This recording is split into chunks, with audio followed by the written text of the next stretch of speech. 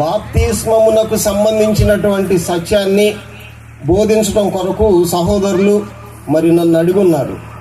ఈ విషయాన్ని నేను బోధించాలని సహోదరులు కోరి ఉన్నారు. కాబట్టి క్రైస్తవ జీవితానికి అత్యంత ప్రాముఖ్యమైనటువంటి బాప్తిస్మానికి సంబంధించినటువంటి సత్యాన్ని వాక్యానుసారంగా మీ ముందుకు మీకు వివరించేటువంటి ప్రయత్నం చేస్తాను.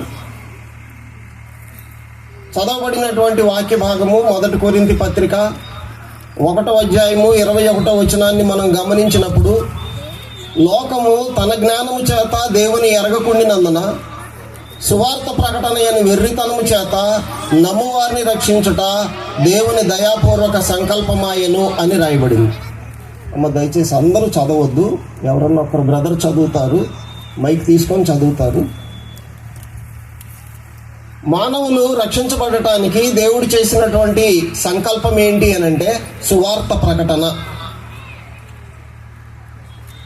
మానవులు రక్షించబడటం కొరకే సువార్త ప్రకటన జరుగుతుంది. మరి 3 రోజులుగా ఇంత ప్రయాసపడి, అనేక విధాలుగా ప్రయాసపడి, ఎన్నో వేల రూపాయలని ఖర్చు చేసి ఇంత పరిచర్య చేస్తున్నది దేనికేనంటే, సువార్త ప్రకటన జరుగుతున్నది దేనికంటే విని రక్షణ పొందటం కొరకే. సువార్త ప్రకటన విన్నటువంటి దేవుని మాటల్ని విశ్వసించి మారు మనసు పొంది యేసుక్రీస్తుని గూర్చి ఒప్పుకొని బాప్తిస్మము పొందటం అనేటువంటిది సువార్త వెనుకున్నటువంటి దేవుని యొక్క సంకల్పము అనేటువంటి విషయాన్ని మనం గుర్తుపెట్టుకోవాలి. మత్తయి సువార్త 28వ అధ్యాయం 19వ వచనంలో యేసు ప్రభువారు తన శిష్యులకి ఇచ్చినటువంటి ఆజ్ఞలో ప్రాముఖ్యంగా ఆయన చెప్పినటువంటి మాట ఏంటి అని అంటే, తండ్రి యొక్కయు అంటే మీరు వెళ్ళి సమస్త జనులను నాకు శిష్యులనుగా చేయుడి అన్నాడు. శిష్యులనుగా చేయడంతో పాటు ఏం చేయమని వారికి ఆజ్ఞాపించాడు అని అంటే, తండ్రి యొక్కయు కుమారుని యొక్కయు పరిశుద్ధాత్మ యొక్కయు నామములోనికి వారికి బాప్తిస్మం ఇచ్చుచు అన్నాడు. తండ్రి యొక్కయు కుమారుని యొక్కయు పరిశుద్ధాత్మ యొక్కయు నామములో వారికి బాప్తిస్మం ఇవ్వండి. మీరు వెళ్ళి సమస్త జనులను నాకు శిష్యులుగా చేయండి, తండ్రి యొక్కయు కుమారుని యొక్కయు పరిశుద్ధాత్మ యొక్కయు నామములో వారికి బాప్తిస్మం ఇవ్వమని యేసు ప్రభువారు చెప్పడం జరిగింది. ఇవే మాటలు మరలా మార్కు సువార్తలు కూడా నమోదు చేయబడ్డాయి. మార్కు సువార్త 16వ అధ్యాయం 16వ వచనాన్ని మనం గమనించినట్లయితే, మీరు సర్వలోకమునకు వెళ్ళి సర్వ సృష్టికి సువార్తను ప్రకటించుడి, నమ్మి బాప్తిస్మము పొందిన వాడు రక్షింపబడును, నమ్మని వానికి శిక్ష విధించబడును. నమ్మి బాప్తిస్మం పొందితే రక్షించబడతాము, నమ్మకపోతే గనక శిక్ష విధించబడుతుంది అని దేవుని యొక్క వాక్యం మనకు వివరిస్తూ ఉంది.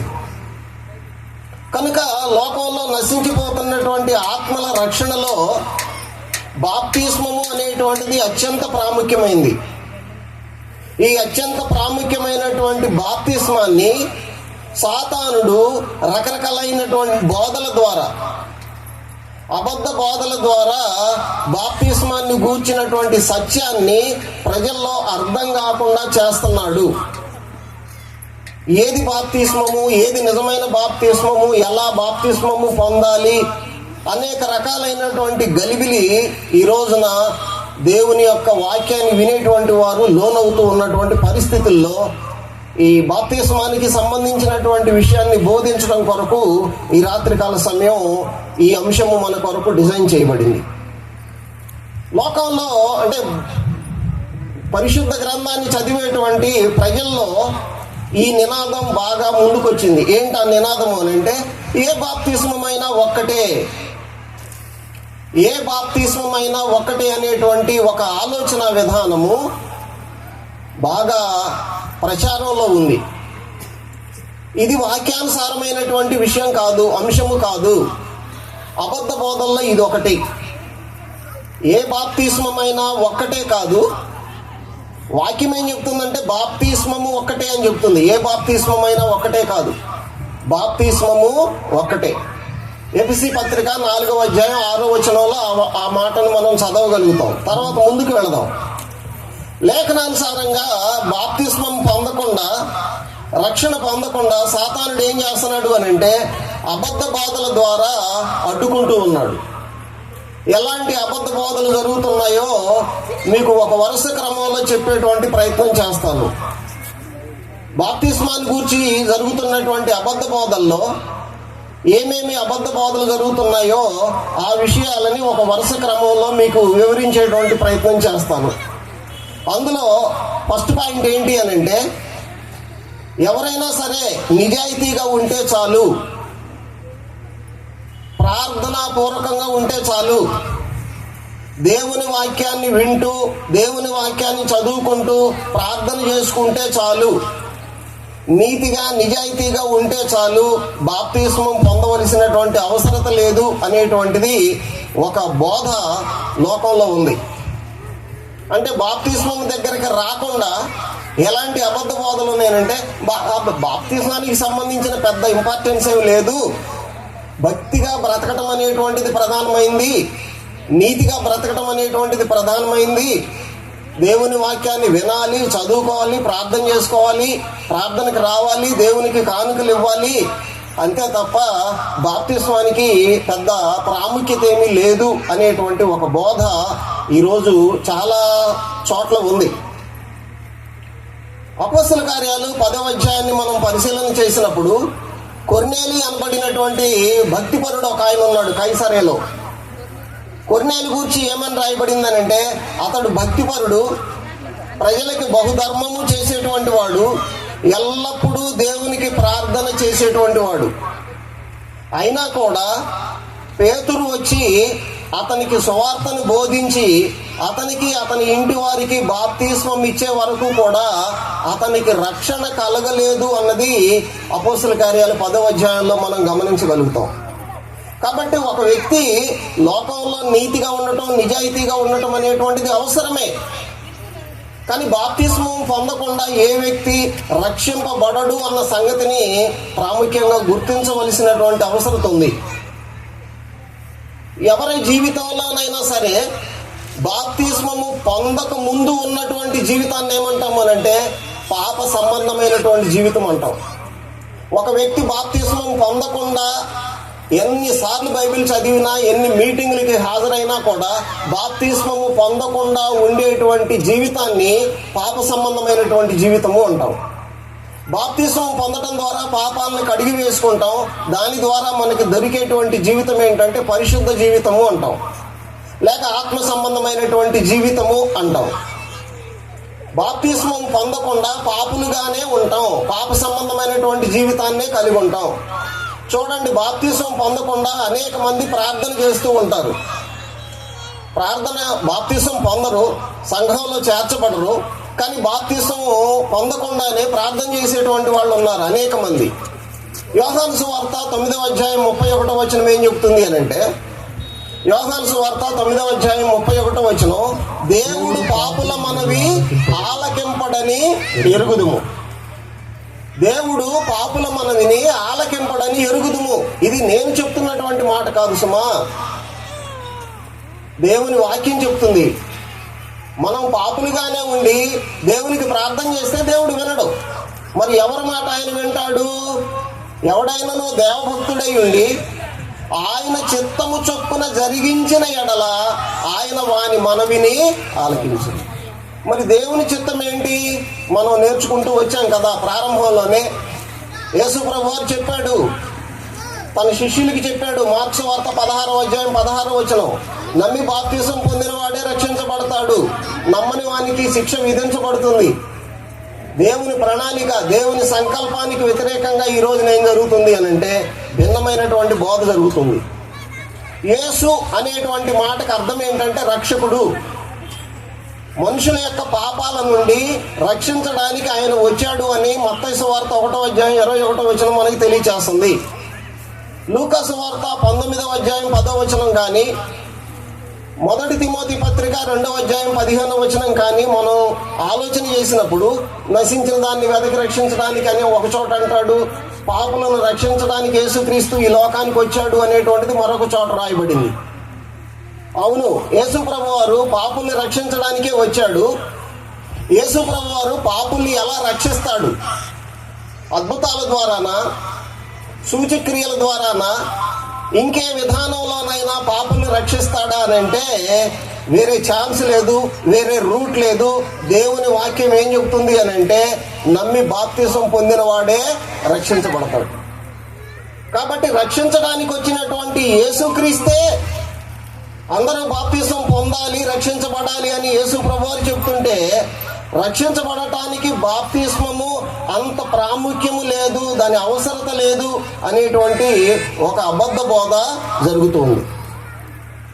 కాబట్టి ఈ విషయాన్ని గమనించవలసినటువంటి అవసరం ఉంది. ఒక వ్యక్తి రక్షించబడటానికి బాప్తిస్మము ప్రాముఖ్యమై ఉంది. బాప్తిస్మం పొందకుండా ఉన్నంత కాలం పాప సంబంధమైనటువంటి జీవితాన్ని మనం కలిగి ఉంటాము అనే సంగతిని గుర్తుపెట్టుకోవాలి. తర్వాత రెండో పాయింట్ చెప్తాను. కొన్ని మత శాఖల్లో, కొన్ని డినామినేషన్స్లో ఒక రకమైనటువంటి బోధ ఉంది.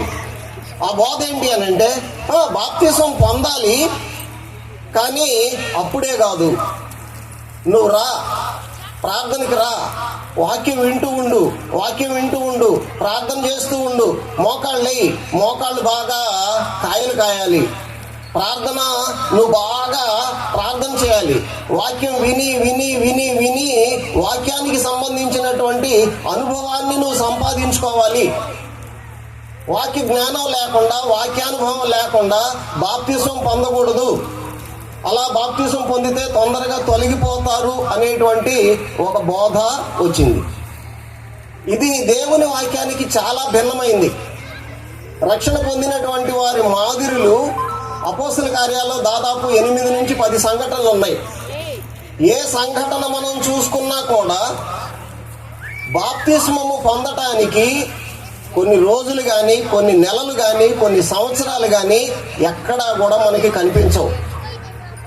వాక్యం ప్రకటించబడిన వెంటనే వాళ్ళు నొచ్చుకొని వాస్తవాన్ని గ్రహించి వారు వెంటనే బాప్తిసం పొందినట్లుగా మనం లేఖనాల్లో నుంచి చూడగలుగుతాం. అపోస్తల కార్యాలు 2వ అధ్యాయము 41వ వచనాన్ని చూసినప్పుడు, అంటే సంఘ ప్రారంభ దినాన యేసు ప్రభువారు ఆరోహణై వెళ్ళిపోయిన తర్వాత వచ్చినటువంటి మొదటి పెంతెకోస్తు పండుగ దినాన సంఘ ప్రారంభానికి ముందు పేతురు చెప్పినటువంటి ప్రసంగం, అపోస్తల కార్యాలు 2వ అధ్యాయం 14వ వచనం నుంచి మొదలుకొని 36 వచనాల వరకు ఆయన సుదీర్ఘమైనటువంటి ప్రసంగం చేసిన తర్వాత ఆ వాక్యాన్ని విన్నటువంటి వాళ్ళు తమ హృదయంలో నొచ్చుకున్నారు.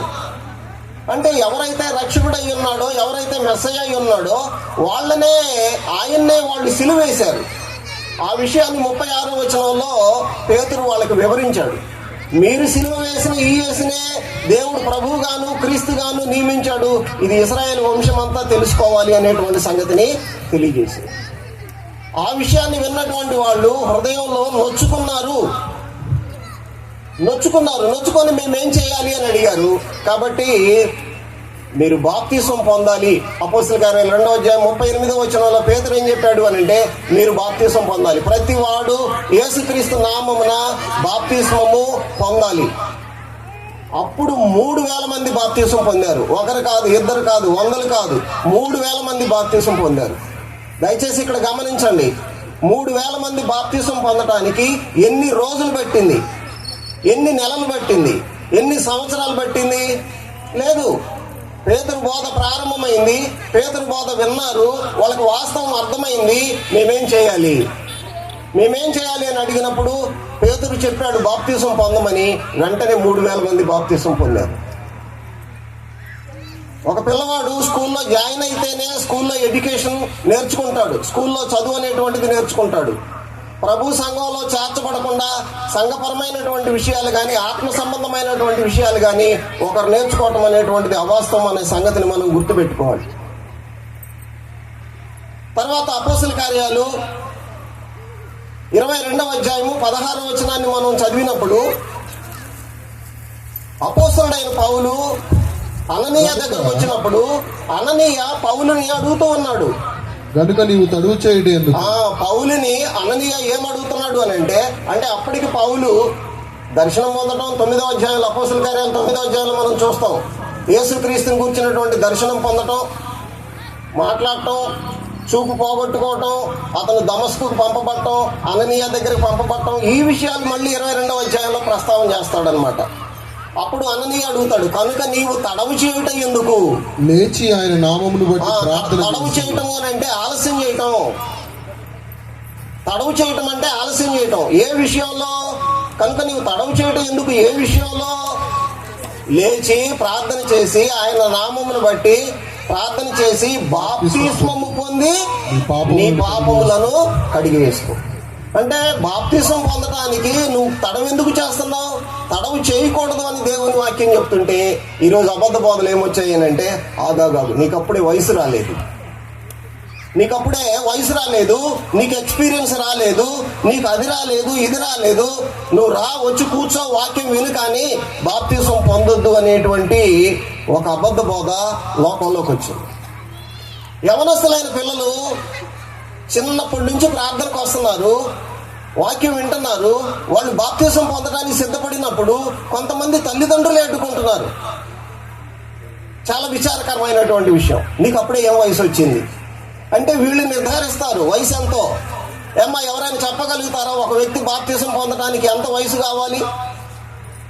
40 సంవత్సరాలు కావాలా? 50 సంవత్సరాలు కావాలా? 60 సంవత్సరాలు కావాలా? 70 సంవత్సరాలు కావాలా? ఎన్ని సంవత్సరాల వయసు కావాలి? నేను చెప్తాను వాక్యానుసారంగా. హెబ్రీయులకు రాయబడిన పత్రిక 5వ అధ్యాయం 14వ వచనం చూడండి. హెబ్రీయులకు రాయబడిన పత్రిక 5వ అధ్యాయం 14వ వచనం. వయసు వచ్చిన వారు అభ్యాసము చేత. ఈ వయసు వచ్చిన వారంటే ఏ వయసు వచ్చిన వారు? అభ్యాసము చేత మేలు కీడులను వివేచించుటకు సాధకము చేయబడిన జ్ఞానేంద్రియములు కలిగిన వారు అన్నాడు. అంటే ఏది మేలో ఏది కీడో సాధకం చేయబడినటువంటి జ్ఞానేంద్రియాలు సంపాదించుకున్నటువంటి వారు అనేటువంటి మాట అక్కడ. కనుక ఒక వ్యక్తి బాప్తిసం పొందటానికి యవన కాలంలోకి వచ్చినటువంటి వాళ్ళు ఏది మేలు ఏది కీడు అనేటువంటిది సాధకం చేయబడినటువంటి జ్ఞానేంద్రియాలు వాళ్ళు కలిగి ఉంటారు. యవనస్తులైనటువంటి పిల్లలు బాప్తిసం పొందడానికి ముందుకు వచ్చినప్పుడు అడ్డుకోవటం అనేటువంటిది వాక్యానుసారమైనటువంటి విషయం కాదు. వారిని ప్రోత్సహించాలి. యవన కాలంలోనే కాడి మోయటం నరునికి మేలు. విలాపవాక్యాలు 3వ అధ్యాయం 27, 28 వచనాలు మనం చదివినట్లయితే యవన కాలంలోనే కాడి మోయటం. కాడి ఏంటి అంటే దేవుని ఆజ్ఞలు. ఇంకా యవన కాలంలో ఉన్న పిల్లలు దేవుని లోనికి వచ్చినప్పుడే వాళ్ళు కంట్రోల్ చేసుకోగలుగుతారు, ఒక క్రమంలో ఉండగలుగుతారు. ఏ వ్యక్తి అయితే దేవునికి దూరంగా ఉంటాడో ఆ వ్యక్తి త్వరగా దేవునికి దూరం అయిపోతాడు. బాప్తిసం పొందకుండా ఉన్నటువంటి వ్యక్తి దేవునికి త్వరగా దూరం అయిపోతాడు. కాబట్టి బాప్తిసం పొందటానికి తడవు లేదు. బాప్తిసం పొందటానికి మనసులో అతను వాస్తవం ఏదో గమనించినట్లయితే, ఏది యథార్థము అనేటువంటిది గమనించినట్లయితే, తను పాపంలో ఉన్నాననేటువంటి విషయం అతనికి అర్థమైతే బాప్తిసం పొందటానికి ఎలాంటి ఆటంకం లేదు అనేటువంటిది వాక్యానుసారంగా మనం గమనించవలసినటువంటి వారమై ఉన్నాం. తర్వాత మరొక విచిత్రమైనటువంటి బోధ ఇప్పుడు డినామినేషన్స్ లో జరుగుతుంది, అనేక చోట్ల జరుగుతుంది. బాప్తిస్మం పొందటానికి నీకు అసలు దేవుని పిలుపు ఉందా అని అడుగుతున్నారు. లేదు దేవుని దర్శనం ఉందా, దేవుడు నీతో మాట్లాడా అని అడుగుతూ ఉన్నారు. అంటే ఒక వ్యక్తి, చాలా ఆశ్చర్యకరం అన్నమాట ఇది. ఒక వ్యక్తి బాప్తిసం పొందాలని అంటే అతన్ని దేవుడు పిలవాలట. ఎందుకు పిలవాలి అని అంటే అపోస్తలుడైన పౌలుని దేవుడు పిలుచుకున్నాడట. అపోస్తలుడైనటువంటి పౌలుకి దేవుని పిలుపు వచ్చింది, దేవుని దర్శనం వచ్చింది, మరి దేవుడు మాట్లాడాడు. అలాంటి పరిస్థితి నీకుందా అనేటువంటిది ఈ రోజున అనేక చోట్ల అడగటం అనేటువంటిది మనం చూస్తాం.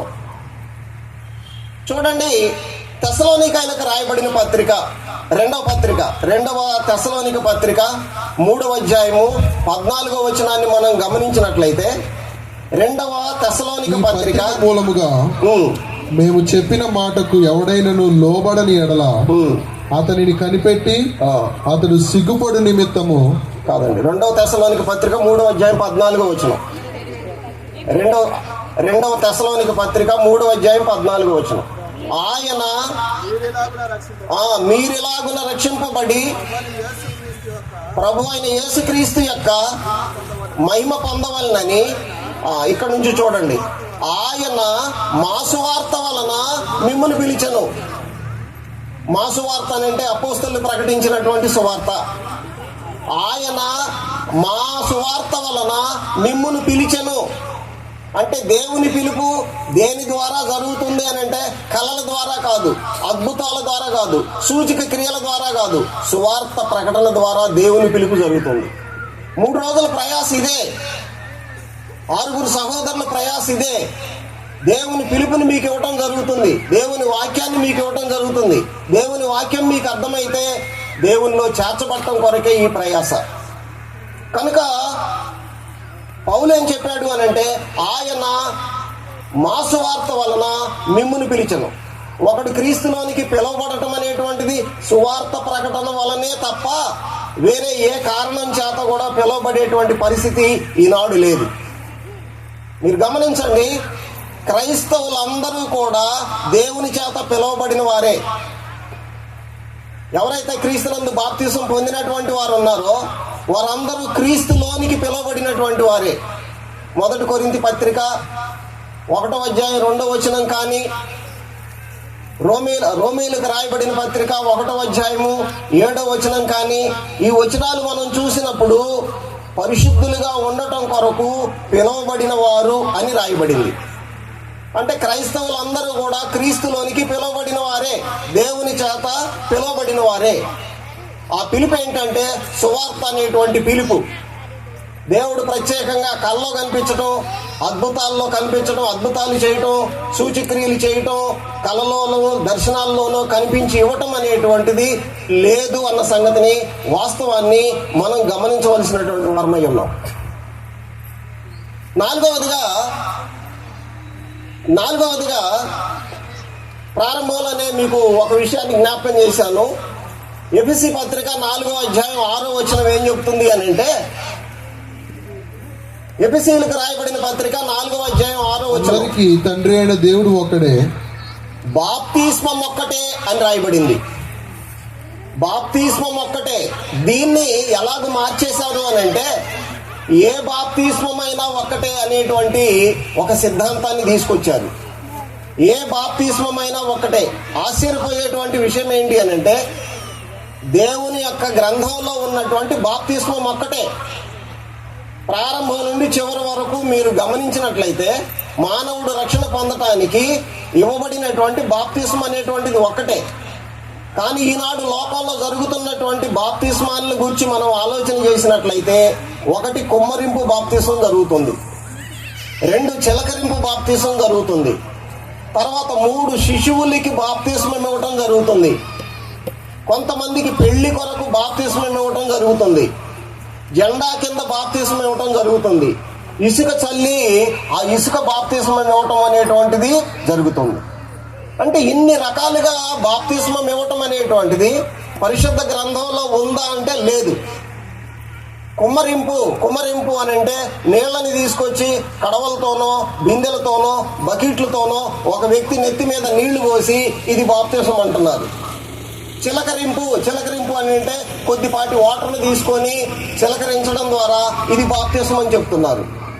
శిశు బాప్తిస్మము అంటే చిన్నపిల్లలకి, శిశువులుగా ఉన్నటువంటి వాళ్ళకి చిన్నతనంలోనే మానవుడు పుట్టుకతో పాపి అనేటువంటి ఒక అబద్ధ సిద్ధాంతాన్ని తీసుకొని వచ్చి ఆ పాపిగా పుట్టినటువంటి శిశువుకి బాప్తిస్మం ఇవ్వటం అనేటువంటిది ఈరోజు జరుగుతుంది. తర్వాత ప్రత్యేకంగా పెళ్లి కొరకే బాప్తిస్మం ఇవ్వటం జరుగుతుంది. క్రిస్టియన్ పెళ్లి చేయాలి, అతను బాప్తిస్మం పొందలేదు కాబట్టి క్రిస్టియన్గా అప్పటికప్పుడే అతనికి బాప్తిస్మం ఇచ్చి ఇవ్వటం అనేటువంటిది జరుగుతుంది. జెండా కింద బాప్తిస్మం ఇవ్వటం జరుగుతుంది, ఇసుక బాప్తిస్మం ఇవ్వటం జరుగుతుంది. దయచేసి గమనించండి, ఇవి ఏవి కూడా బైబిల్లో లేవు. పైగా బాప్తిస్మము అనే మాట యొక్క అర్థం కూడా వీళ్ళకి అర్థం కాలేదు. బాప్తిస్మము అనే మాట యొక్క అర్థం ఏంటనేటువంటిది వీళ్ళకి ఎవరికీ కూడా అర్థం కాలేదు అనేది మనం ఆలోచన చేయవలసినటువంటి వారమై ఉన్నాం. బాప్తిస్మము అనే మాట బ్యాప్టైజో అనేటువంటి గ్రీకు పదం నుంచి తర్జుమా చేయబడింది. బాప్తిస్మము అనేటువంటి మాట బ్యాప్టైజో అనేటువంటి గ్రీకు పదం నుంచి తర్జుమా చేయబడింది. బ్యాప్టైజో అనే మాటకు అర్థం ఏంటంటే ముంచుట, సమాధి చేయబడుట, పాతి పెట్టబడుట లేక కప్పివేయబడుట. ఈ అర్థాన్ని ఇస్తా ఉంటే దాని అర్థాన్ని మార్చేసి ఎవరిష్టం వచ్చినటువంటి రీతిలో వాళ్ళు అనేక రకాలైనటువంటి బాప్తిస్మాలు ఇవ్వటం అనేటువంటిది ఈరోజు జరుగుతూ ఉంది. రోమీయులకు రాయబడిన పత్రిక 6వ అధ్యాయము 3-4 వచనాలు మనం గమనించినట్లయితే, క్రీస్తు యేసులోనికి బాప్తిసం పొందిన మనమందరము ఆయన మరణములోనికి బాప్తిసం పొందితమని మీరు ఎరగరా? కాబట్టి తండ్రి మహిమ వలన క్రీస్తు మృతులలో నుండి ఎలాగు లేపబడినో అలాగనే మనమును నూతన జీవమును పొందిన వారమై నడుచుకొనున్నట్లు మనము బాప్తిస్మము వలన మరణములో పాలు పొందుటకై ఆయనతో కూడా పాతి పెట్టబడితిని. అంటే బాప్తిసం పొందటంలో ఉన్నటువంటి ఉద్దేశం ఏంటంటే పాతి పెట్టబడటము. యేసు ప్రభు వారు ఒకానొక సమయంలో ఆయన బోధించినటువంటి బోధన నేను ముందుంచుతున్నాను. యోహాను సువార్త 3వ అధ్యాయము 5వ వచనం. యోహాను సువార్త 3వ అధ్యాయము 5వ వచనం.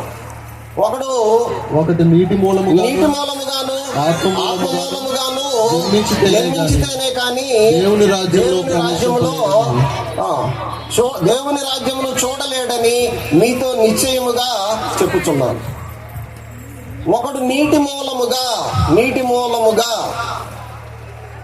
తర్వాత రెండవది ఆత్మ మూలముగా జన్మించితేనే కానీ దేవుని రాజ్యాన్ని చూడాలి అని అంటే నీటి మూలంగా జన్మించాలి అని అంటే నీటి ద్వారా బాప్తిసం పొందాలి. ఆ విషయాన్ని యేసు ప్రభు వారు ఎలా చెప్పాడు అని అంటే నిశ్చయముగా అన్నాడు, ఖచ్చితంగా. అంటే ఇక అది తప్ప ఆ నీటిలో సమాధి చేయబడటం ద్వారా తప్ప కొత్త జన్మ ఎత్తేటువంటి అవకాశము లేదు. 1 పేతురు పత్రిక 3వ అధ్యాయము 21వ వచనాన్ని మనం ఆలోచన చేసినప్పుడు, 1 పేతురు పత్రిక 3వ అధ్యాయము 21వ వచనాన్ని మనం ఆలోచన చేసినప్పుడు, దానికి సాదృశ్యమైన బాప్తిస్మము ఇప్పుడు మిమ్మల్ని రక్షించుతున్నది. అదేమనగా, ఒక్క నిమిషం ఆగుదాం. ఆదికాండము 9వ అధ్యాయం నుంచి ప్రారంభమైనటువంటి నోవాహు, ఆ నోవాహు దినాల్లో వచ్చినటువంటి జల ప్రళయాన్ని గురించి ప్రస్తావిస్తూ దానికి సాదృశ్యమే, అంటే నోవాహు దినాల్లో ఏం జరిగిందనేటువంటిది మనకు గుర్తుకు రావాలి. మనుషులందరి పాపాన్ని చూసినటువంటి దేవుడు భూమి మీదకి ఒక గొప్ప జల ప్రళయాన్ని రప్పించడం అనేటువంటిది జరిగింది. ఆ జల ప్రళయంలో నుండి తప్పించబడటానికి దేవుడు చేసినటువంటి ఆలోచన ఏంటి అని అంటే, ఒక ఓడ సిద్ధపరచబడాలి, ఆ ఓడలోనికి రావాలి, ఆ ఓడలోనికి వచ్చినటువంటి వారు రక్షించబడ్డారు. దాన్ని పేతురు పత్రికలో జ్ఞాపకం చేస్తున్నాడు. దానికి సాదృశ్యమైన బాప్తిస్మం ఇప్పుడు మిమ్మల్ని రక్షించుతున్నది. అదేమనగా శరీర మాలిన్యమును తీసివేయినది కాదు గాని యేసుక్రీస్తు పునరుద్ధాన మూలముగా దేవుని విషయము నిర్మలమైన మనస్సాక్షినిచ్చు ప్రత్యుత్తరమే. అంటే దేవుడు చెప్పిన దానికి ఓకే చెప్పటమే ప్రత్యుత్తరమే. కాబట్టి నోవాహు దినాల్లో ఉన్నటువంటి ఓడ ఈనాడు సంఘానికి సాదృశ్యంగా కనపడుతుంది. నోవాహు దినాల్లోనే బాప్తిస్మాన్ని గూర్చి దేవుడు మనకి క్లియర్గా చూపించడం అనేటువంటిది జరుగుతుంది. చూడండి, ఓడ సముద్రంలో లేదు, జలప్రళయంలో నీటి మీద ఉంది, నీటి చేత కప్పబడింది, నీటిలో సమాధి చేయబడింది. అందులో ఉన్నటువంటి 8 మంది రక్షించబడ్డారు. కాబట్టి నీటి ద్వారా బాప్తిస్మం పొంది ఈనాడు మనం సంఘంలో చేర్చబడాలి అనేటువంటిది మనకి సాదృశ్యంగా ఉంది. కనుక సంఘంలో బాప్తిస్మం పొందడం ద్వారా ఏం జరుగుతుంది అని అంటే సంఘంలో చేర్చబడుతుంది, మనం చేర్చబడతాము. అపోస్తుల కార్యాలు 2వ అధ్యాయం 47వ వచనం మనకేం చెప్తుంది అని అంటే, అపోస్తుల కార్యాలు 2వ అధ్యాయం 47వ వచనం, నిష్కపటమైన హృదయముతోను ఆహారము పుచ్చుకొనుచుండిరి మరియు ప్రభువు రక్షణ పొందుచున్న వారిని అనుదినము వారితో చేర్చుచుండిరి. ఒక వ్యక్తి బాప్తిస్మం పొందడం ద్వారా ఆ వ్యక్తిని సంఘంలో చేర్చేది వాస్తవంగా సేవకుడు కాదండి, మనమేమనుకుంటామనంటే నాకు పలానా బ్రదర్ బాప్తీసం ఇచ్చారు, నన్ను సంఘంలో చేర్చారు అని మనం అనుకుంటాం. కానీ వాస్తవం సంఘంలో చేర్చుకునేది ఎవరు అని అంటే యేసు ప్రభువారు. యేసు ప్రభువారు అపోస్తుల కార్యాలు 4వ అధ్యాయం 21వ వచనం, సంఘంలో చేర్చబడినటువంటి వారికే రక్షణ ఉంది. సంఘంలో మనం చేర్చబడితేనే రక్షణ పొందుతాం. అపోస్తుల కార్యాలు 4వ అధ్యాయం 12వ వచనంలో పేతురు ఏం చెప్తాడు అని అంటే, మరి ఎవని వలనను రక్షణ కలగదు, మరి ఎవని వలనను రక్షణ కలగదు, ఈ నామమునే మనము రక్షణ పొందవలని, కానీ పైన ఆకాశము క్రింద ఇయ్యబడినటువంటి ఏ నామంలో మనకి రక్షణ లేదు. కాబట్టి మనం బాప్తిసం పొందటం ద్వారా రక్షించబడటం అనేటువంటిది యేసుక్రీస్తు నామంలోనే. దానికి సంబంధించినటువంటి అంశం నా తర్వాత మాట్లాడేటువంటి సహోదరులు మాట్లాడతారు. అపోస్తుల కార్యాలు 20వ అధ్యాయం 28వ వచనం, మనము బాప్తిసం పొందడం ద్వారా ఎక్కడ చేర్చబడుతున్నాము? ప్రధానమైనటువంటి విషయం, ప్రభు స్వరక్తం ఇచ్చి సంపాదించినటువంటి సంఘం ఉంది. ప్రభు స్వరక్తం ఇచ్చి సంపాదించినటువంటి సంఘంలో మనం చేర్చబడవలసినటువంటి వారమై ఉన్నాం. మతశాఖల్లో బాప్తిసం పొందామనంటే మతశాఖల్లో చేర్చబడతాం. ఆ మతశాఖలో చేర్చడానికి ప్రభు చేర్చడు. ప్రభు తన సంఘంలోనైతేనే చేర్చుకుంటాడు. చివరి పాయింట్ ఒకటి చెప్పి నేను నా అంశాన్ని ముగిస్తాను. 5వ పాయింట్ ఏంటి అని అంటే, ఈ రోజున అనేక మంది యేసుక్రీస్తుని గురించి విని రకరకాలైనటువంటి మత శాఖల్లో బాప్తిసం పొందుతున్నారు. బాప్తిసం పొందిన తర్వాత ఇలాంటి సువార్త కూడికల ద్వారా కానివ్వండి, ప్రత్యేకమైనటువంటి బైబిల్ తరగతుల ద్వారా కానివ్వండి, బాప్తిస్మానికి సంబంధించినటువంటి సత్యము అనేటువంటిది వాళ్ళకి అర్థమైనప్పుడు, ఒకసారి బాప్తిసం పొందినటువంటి వాళ్ళు మళ్ళీ బాప్తిస్మం పొందాలా అనేటువంటి ఒక మీమాంసకు గురవుతూ ఉన్నారు. ఇది ఒక పెద్ద ప్రశ్నగా ఉంది. ఎందుకనంటే కొంతకాలం డినామినేషన్స్కి హాజరవుతున్నారు.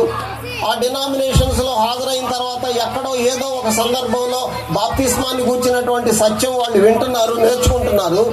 నేర్చుకున్న తర్వాత ఇప్పుడేంటి, ఆల్రెడీ మేము ఒకసారి డినామినేషన్లో బాప్తిసం పొందాం కదా, ఇప్పుడు ఏం చేయాలి అనేటువంటిది ఒక ప్రశ్న ఉంది. లేఖనం చాలా స్పష్టంగా చెబుతుంది. అపోస్తుల కార్యాలు ముందుగా 18వ అధ్యాయాన్ని మనం పరిశీలన చేద్దాం.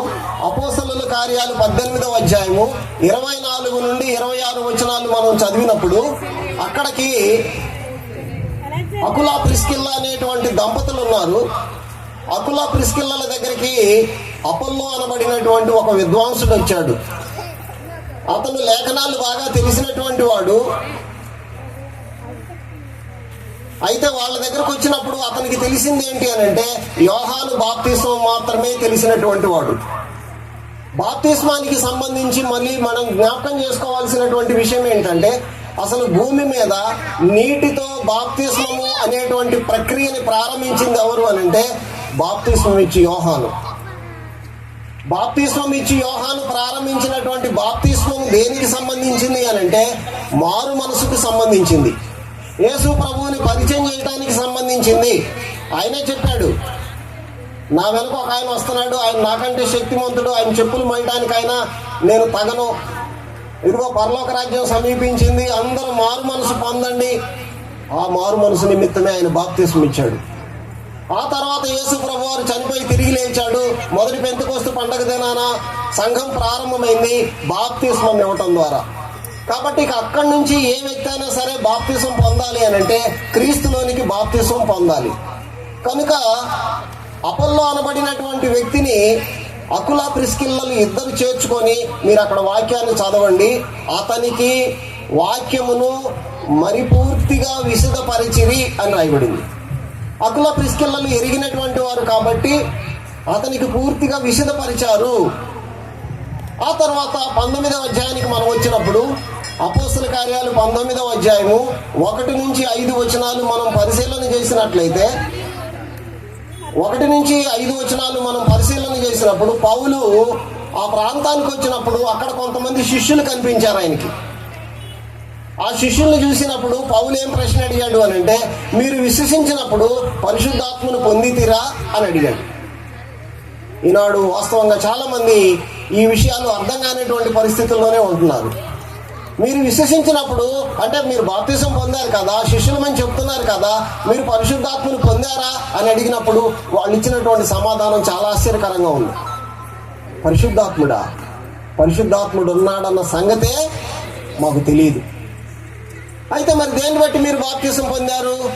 అదేదో మాకు తెలియదు, కానీ బాప్తిసం ఇచ్చి యోహాను ఇచ్చాడు, మాకు అంతవరకే తెలుసు. ఈరోజు మత శాఖల్లో కూడా యేసుక్రీస్తుని గూర్చి ఆయన దేవుని కుమారుడని ప్రకటిస్తున్నారు, బాప్తిసం ఇచ్చేస్తున్నారు. కానీ ఎక్కడ చేర్చబడాలి, ఏ సంఘంలో చేర్చబడాలి, రకరకాలైనటువంటి మత శాఖల్లో చేర్చబడుతున్నారు.